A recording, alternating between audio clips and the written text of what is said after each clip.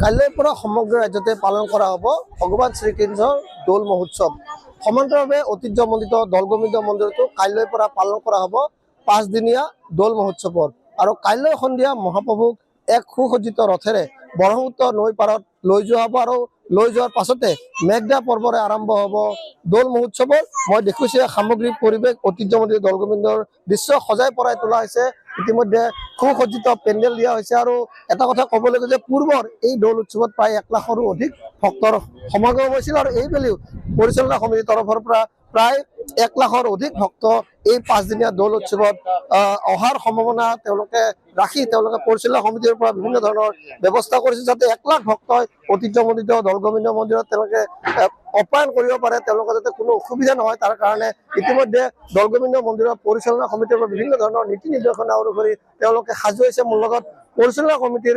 সম্পাদক আছে গণেশ দাস ডাঙৰীয়া, তেওঁৰ পৰা জানিব বিচাৰিম কি ক'ব কাইলৈৰ পৰা দৌল মহোৎসৱৰ আৰম্ভ হ'ব। উদুলি মুদুলি পৰিৱেশ ইতিমধ্যে আপোনালোকে দেখা পাইছে যি আমাৰ পৰম্পৰাগতভাৱে 5 দিনীয়া দৌল উৎসৱৰ যি কাৰ্যসূচী অহাকালি 2 মাৰ্চৰ পৰা আৰম্ভ হ'ব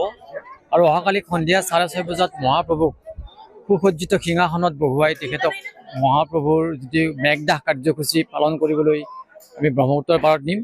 আৰু সেই ব্ৰহ্মপুত্ৰৰ পাৰত কিছু আধ্যাত্মিক পূজা পাৰ্বণ আছে, সেইখিনি কৰাৰ পিছত তেখেতক পুনৰ প্ৰত্যাৱৰ্তন কৰা হ'ব এই মন্দিৰলৈ আৰু ইয়াত অনাৰ পিছত যি মূল দৌলঘৰ সেই দৌলঘৰত 7 বাৰ প্ৰদক্ষিণ কৰাই তেখেতক দৌলত প্ৰতিষ্ঠা কৰা হ'ব আৰু এই 5টা দিন তেখেতে এই দৌলঘৰত স্থাপিত হ'ব। গতিকে ইয়াৰ পিছত পৰৱৰ্তী দ্বিতীয় দিনটো আমাৰ 3 মাৰ্চ মহাপূজা আছে। এই মহাপূজা 2টা পৰ্বত অনুষ্ঠিত হয়, দুপৰীয়া ভাগত এটা হোম হয় আৰু যি মহাপ্ৰভুক ফাকু দিয়া পৰ্ব এই ফাকু দিয়া পৰ্ব দ্বিতীয়তে সন্ধিয়া এবাৰ হয়, কিন্তু এইবাৰ সন্ধিয়া কিছু ব্যতিক্ৰম হৈছে এইকাৰণেই যে পূৰ্ণগ্ৰাস চন্দ্ৰগ্ৰহণ থকা ক্ষেত্ৰত যে আমি 3 বজাত প্ৰথম পৰ্ব শেষ কৰি 3 বজাত দৰ্শনাৰ্থীৰ কাৰণে মন্দিৰ বন্ধ কৰা যাব, সম্পূৰ্ণৰূপে বন্ধ থাকিব।